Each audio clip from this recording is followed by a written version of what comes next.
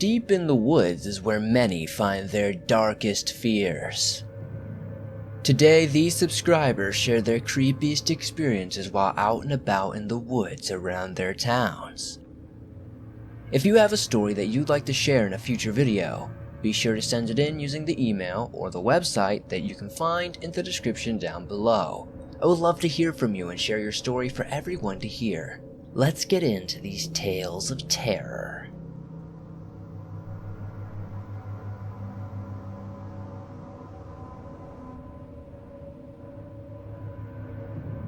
This story takes place in 2008. I was 7 years old and I lived in Beaverton, Oregon.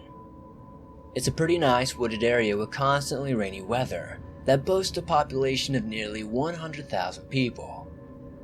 While it's a nice place to live and all, the crime rates were pretty high. Almost every couple of nights, an apartment next to us would get burglarized. Local stores also were held up quite a bit. I went to a nearby school that wasn't funded very well either, as in the play equipment was worn down and the building itself was falling apart. The kids that went there were mostly kids that came from lower income families. The school was built right next to a large wooded area.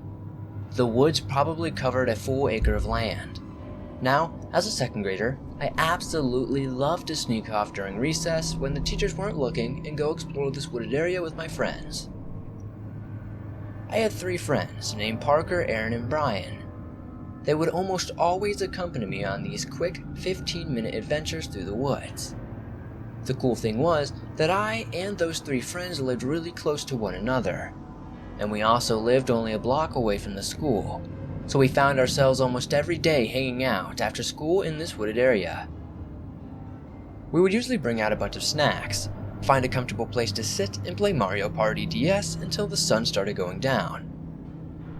On the last day of second grade, I and my friends decided we were going to walk through the entire wooded area until we reached the other side. None of us had ever made it to the other side before. Usually we would stop 10 minutes in. Keep in mind, the trees in this area were absolutely huge. When the bell rang and the school was out of session for the summer, the 4 of us ran home pretty quickly and alerted the parents of our plans. Then we made our way where we usually met at the entrance of the wooded area. The walk was super uneventful and we found ourselves bored and rather unsettled by the silent nature of the woods. I should mention that to the right of the woods there was a large road that went straight for miles. If you were able to drive down there, it led to a very sketchy neighborhood that was notorious for its high crime rate. Quite a bit of Amber Alerts were issued in that part of town as well. Our parents all told us to avoid this part of town and not to go any further than the end of the woods. Anyway, back to the story. We made it to the end of the woods eventually, after several Mario Party sessions of course, and instead of being happy about it, we were actually quite creeped out. The sun was setting a little earlier than we had thought it would, and it would take another 40 minutes to make it to where we had started this journey. We decided we'd walk along the road I mentioned earlier, as it was getting pretty dark. Walking through an unkept wooded area at this time of night would eventually end up in bad stuff, and would definitely be really unsettling. Panic started to set in when 20 minutes later, Aaron's phone, which I believe was a Motorola Razr, this is important because he was the only kid in our group that had a phone, had died and the sun had almost set entirely. It looked like it was 9 o'clock, but it was only probably around 7. My parents had told me to be back by 6:30 as well, and with me having anywhere from 20 to 30 minutes until I was home, I was a bit anxious about my parents and how they would react to me being late. I was also nervous because I had never been in this area when it was dark. We usually made it home right when the sun started to set, so it was always at least somewhat light outside. But it was nearly pitch black out, and I knew for sure my mom and dad were worried about my whereabouts. The entire walk, not a single car had driven by us. However, about 10 minutes from the school, a very beat-up looking Ford Escort slowly drives ahead of us. It was too dark to see anybody inside. It drives ahead of us about 20 feet before then slowing down and pulling to the side. Right when this happened, the four of us stopped in our tracks and watched our now fully stopped car anxiously. My gut instinct at this point was telling me that something was very wrong with this picture. A man then got out of the car of the passenger side and then started talking to somebody that was in the driver's seat before looking at the four of us every couple of seconds. We were frozen and hadn't said a single word since the car had pulled in front of us. The man on the passenger side of the car was a burly tall man of probably 6'4" and 250 pounds. A couple of seconds later, we saw the man reach into the car and pull something out, before he then started running as fast as he could. We all screamed louder than we probably ever have in our lives, and ran immediately into the neighboring woods, sticking together the entire time. As we ambushed our way into the woods, we heard a man screaming angrily before, then hearing the car from earlier slam on the gas and then fade out into the distance. We hauled ass home at that point and told our parents about the incident. The local police department was alerted about the situation. However, nobody was ever caught, and nothing came from the situation afterwards. My parents became pretty strict after that night and didn't let me walk around outside without parental supervision until I was probably 11 or 12. Regardless of their decision to not let me wander around outside alone, I wouldn't have gone back to that wooded area anyway. In fact, after that night, I and my friends played video games at the house until we moved in 2012. Thinking about this incident today is pretty scary to think about what could have happened had we not quickly made our ways into the wood to hide. The man chasing us could have easily picked all four of us up at once, and could have just as easily stuffed us in his car. Let this story be a warning to parents who don't think their kids are in harm's way when they're playing outside alone.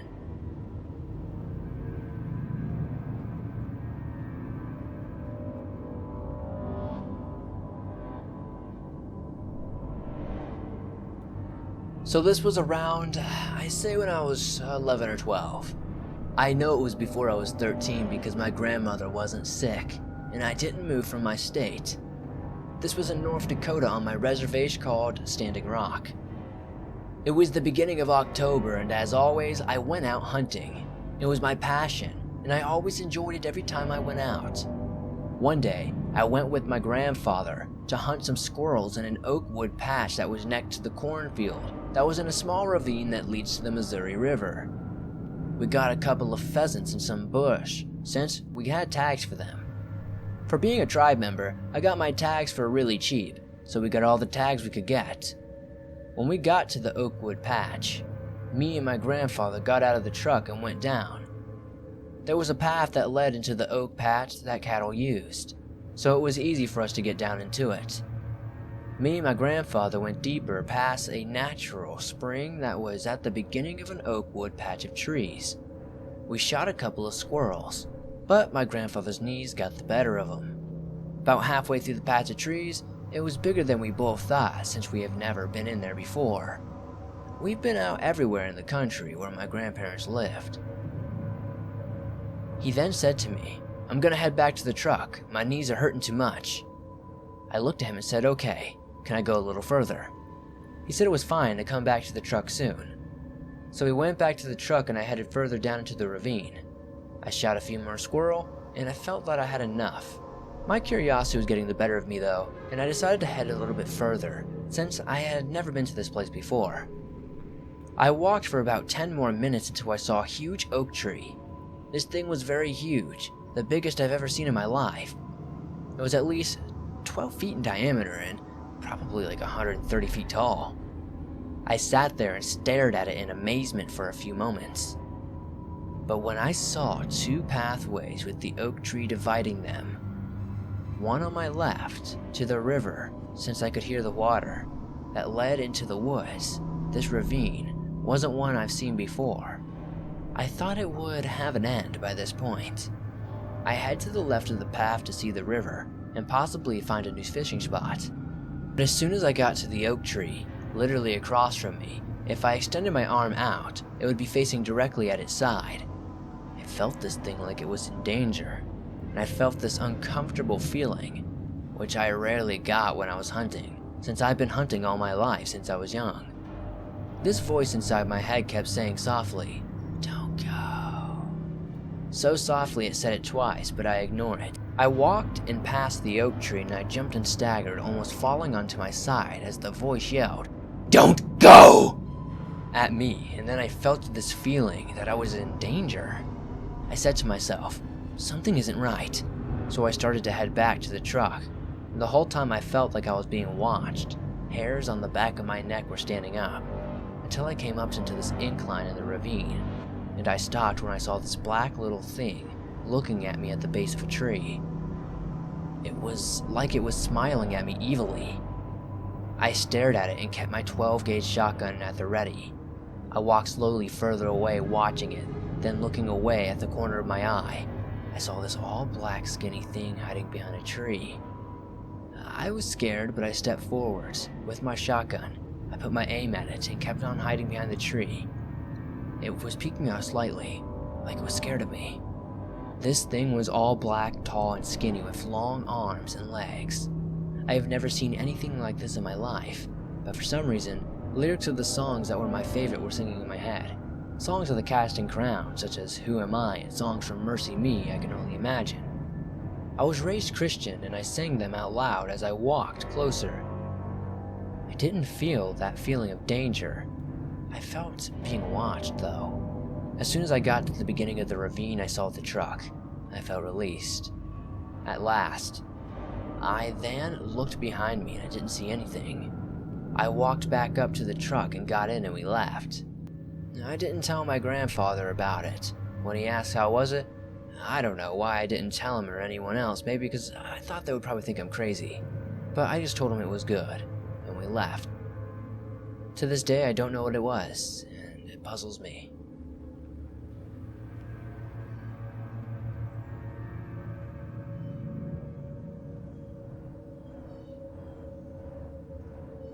I've actually had several paranormal encounters over the years, but this one has always struck me as particularly bizarre and frightening. This incident occurred sometime in the fall of 2006. I grew up in a rural part of Ohio. My house had fairly dense woods located directly behind it. As a child, I had a passion for exploring. I especially loved exploring those woods. It was my favorite place to be. Prior to the incident, I wandered through those woods many times, always with my mother's permission. There was one tree in particular that I frequently enjoyed climbing, usually about to the halfway mark so I could perch myself on one of the heavier branches and just relax as I listened to peaceful sounds of nature. Climbing that tree for the very first time was quite an accomplishment. From that position, I could partially see the back of my house. On that day, after a fair amount of exploring, I carefully scaled my favorite tree. I seated myself on a sturdy branch and took in the view. Naturally, being in October, the sun inevitably began to set within a few minutes. I always felt a little saddened to see the darkness approaching. The woods were like my own little sanctuary. I could entertain myself out there for hours. When darkness began to fall, however, my mother would stand at the edge of the woods and call my name until I obediently returned home, so not to be stranded out in the dark. After watching the sunset until I could no longer see it, I began my descent down the tree. I was nearly at the bottom when I heard my mother's familiar voice, calling my name. I thought nothing of it at first, as this was routine and had occurred plenty of times before. Then I realized something strange as my feet touched the ground. My mother's voice was coming from behind me, deeper in the woods, rather than towards the entrance where she always stood when she called me home. My mom had never entered those woods before, at least not with me. I was eager to find her and show her all of my favorite spots before it grew dark. That's when I realized something was off. How could she have gone in the woods ahead of me? Certainly I wouldn't have missed her. But as I said, she never entered those woods anyway. She continued calling my name, but there was something strange about it. She sounded absolutely frantic, almost angry. Fearing that I was in trouble for reasons currently unknown, I froze in place as her voice drew closer. I squinted my eyes to see if I could locate her and determine how exactly angry she was, or maybe I could gauge how upset she appeared to be. However, I didn't see anyone or anything unusual. Suddenly, I heard her voice calling my name from the direction of my house, sounding much calmer. Seconds later, from somewhere within the woods yet again, it wasn't an echo. I wasn't imagining things. I was literally hearing her beckoning me from the edge of our backyard as well as ahead of me. My legs suddenly turned to jelly, and I couldn't quite comprehend what was going on. "Come here, right now!" The voice that I originally believed to be her screamed just ahead of me. I realized that whoever or whatever was mimicking my mother was drawing closer. I didn't question which voice was actually my mother's, as there was something about the way it sounded that unnerved me. Terrified of what I would see if I stood there much longer, I turned around and ran towards the exit of the woods as quickly as my legs could possibly carry me. It was amazing that I didn't trip over anything in my haste, even though my house wasn't very far away from there.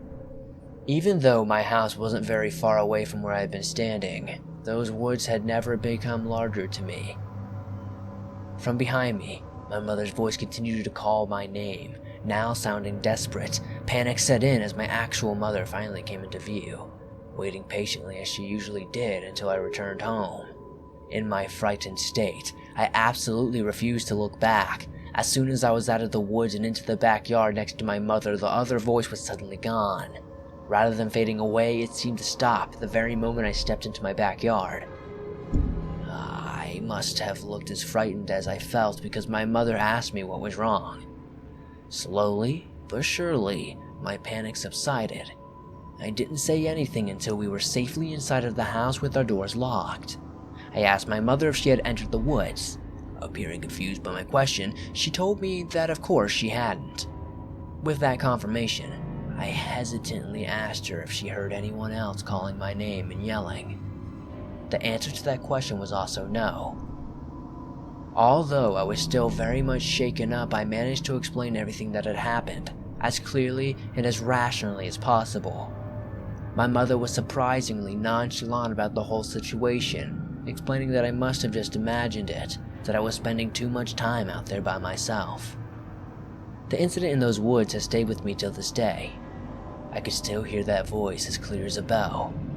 Whoever or whatever was calling my name sounded exactly like my mother, but I know it wasn't her.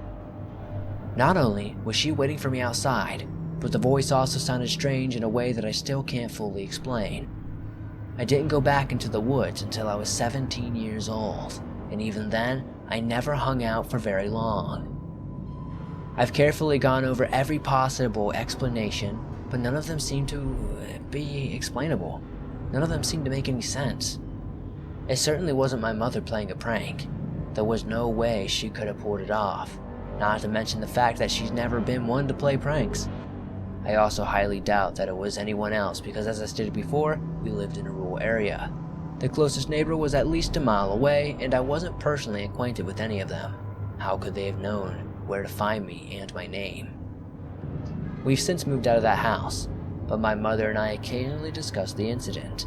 She still claims that she never heard or saw anything unusual out there.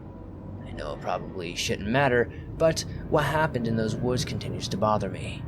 I spent many hours out there prior to that, and have never experienced anything out of the ordinary since, but I just can't explain this. If anybody has any possible explanation, please let me know.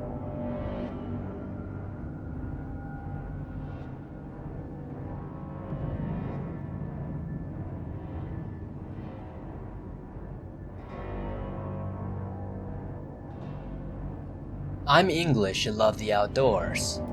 I do loads of hiking on my own in the Lake District. I had a lot of work up there around this time, and it meant being away from my family, but I loved and embraced the solitude when I got the chance. I'm actually collecting the Wainwrights, which means getting to the top of all 214 peaks in Cumbria. I'm at about 140 at the moment.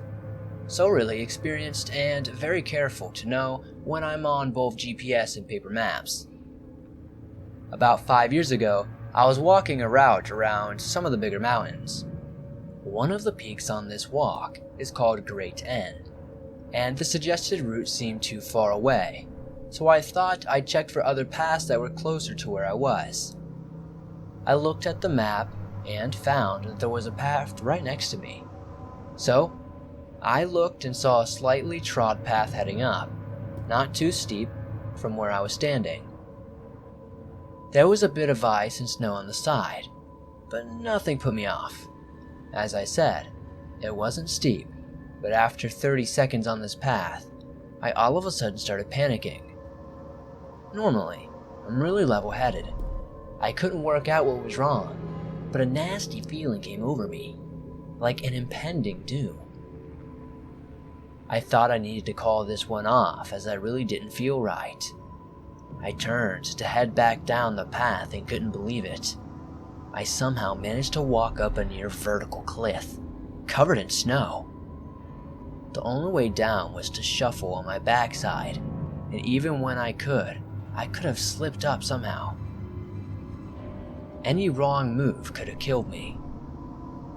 I had been using my telescopic walking pole on the way up, but could not find it anywhere. Now, this is a busy part of the world and it was a beautiful day, but there wasn't a soul to be seen. It took me about 20 minutes to shuffle down this icy slope and back onto the path. I looked back to where I'd come from and could clearly see that this was not a path, but a really dangerous and craggy buttress, and could see the point where I had decided to turn back, and there is no way I could have gotten there without climbing, and absolutely no way could I have done it in 30 seconds. I looked at the map again, and the path that I had spotted was a lot further around the base. It was really creepy, and still freaks me out to this day that I somehow lost all of that time, 5 to 10 minutes maybe, and somehow ended up in a place that I definitely wasn't before. Has anybody ever experienced this? And does anybody know what it could have been?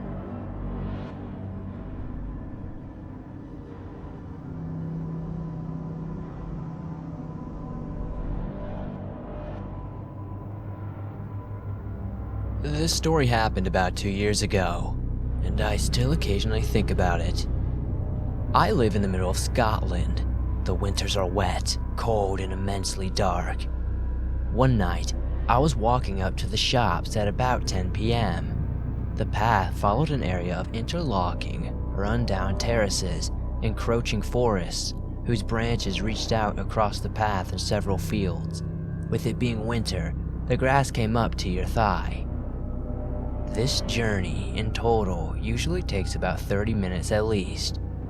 On the right side of the latter area of the paths is a series of mansions, about 5 or 6 of them all along this stretch. Most of the occupants would have been away for the winter, but one mansion was well lit.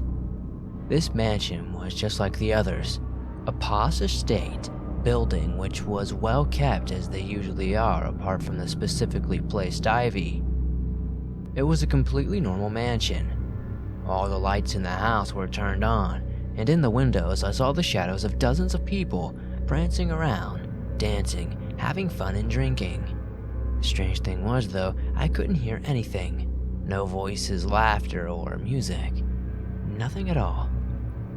In all honesty, it looked like a fun party that I somehow felt I was allowed to go in with no problem.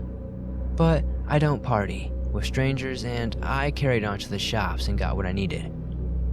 When I left the shops, it had started snowing. The clouds covered so much of the sky that not even the light of the moon shone through.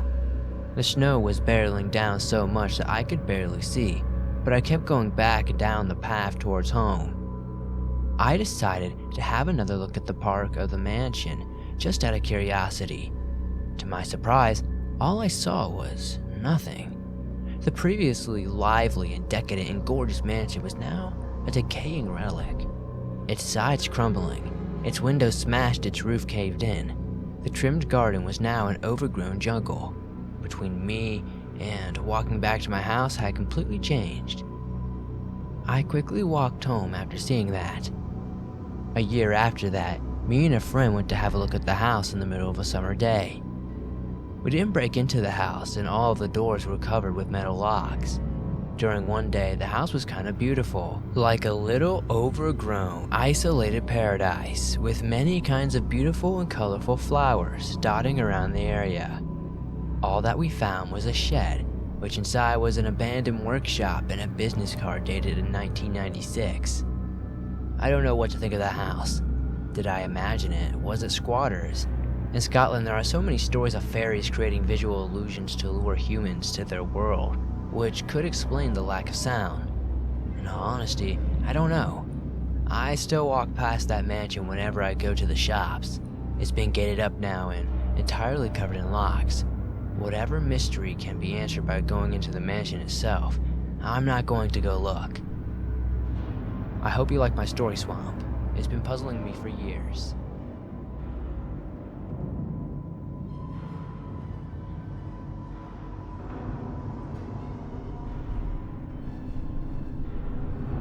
I'm an avid hunter.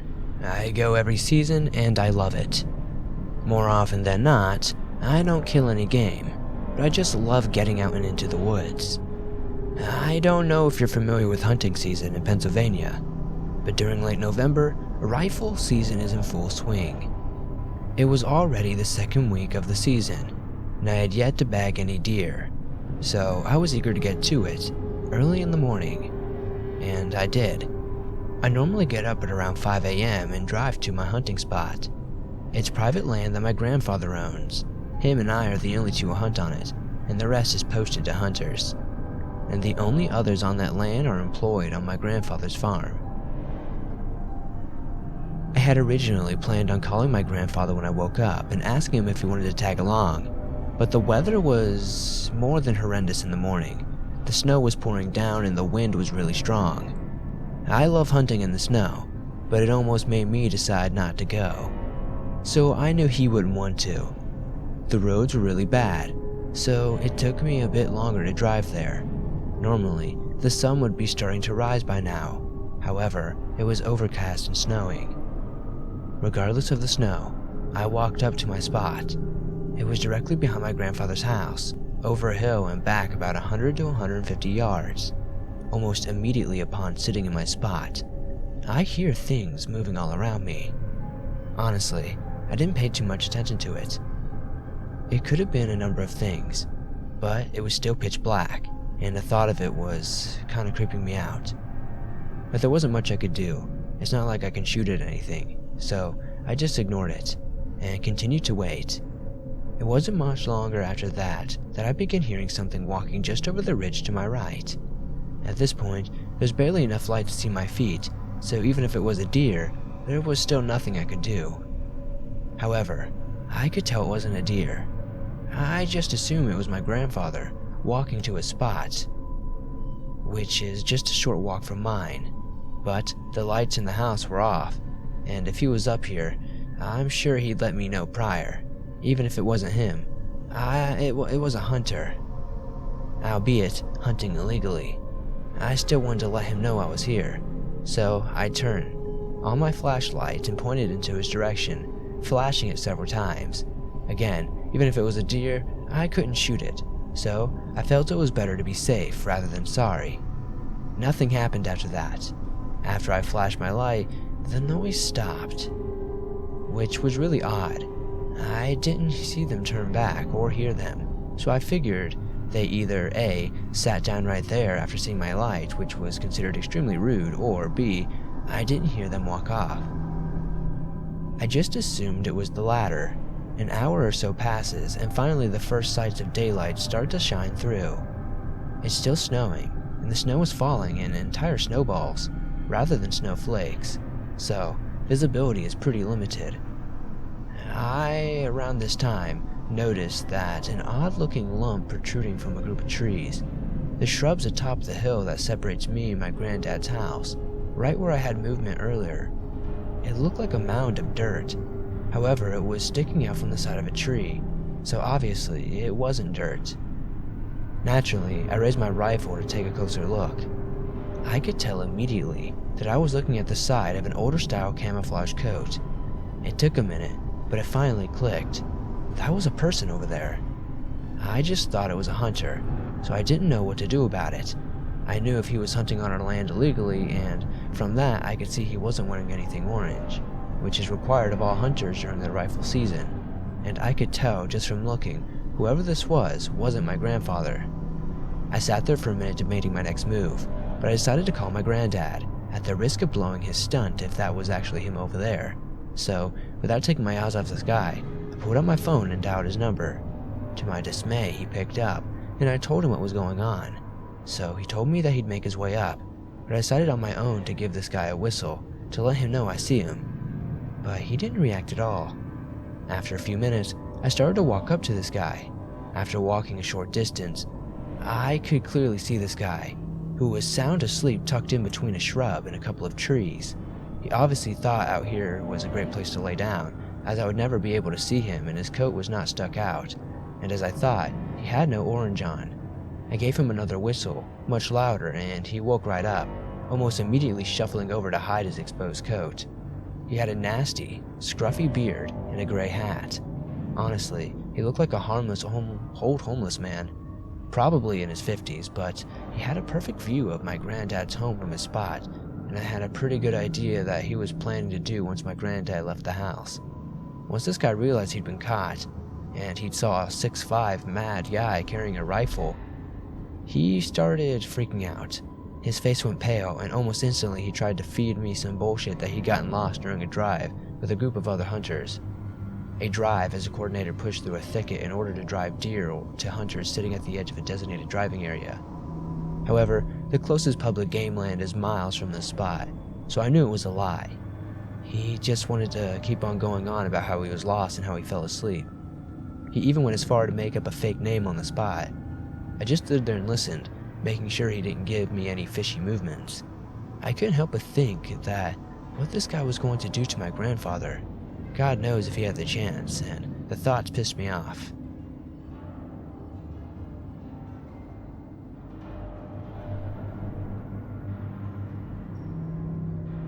Now these stories were definitely creepy, and will have me thinking twice before I hike in the woods next time. If you enjoyed these stories, please help me out by hitting that like button. It helps this video reach more people and is very much appreciated. If you're new to the channel, hit that subscribe button and turn on notifications to never miss another video. I upload videos like this almost every single day. I am always looking for stories to share, no matter what they're about. So if you have one to share, be sure to send it to the email or the website that you can find in the description down below. I would love to share your stories with everybody here in the swamp. See you guys soon with another creepy video.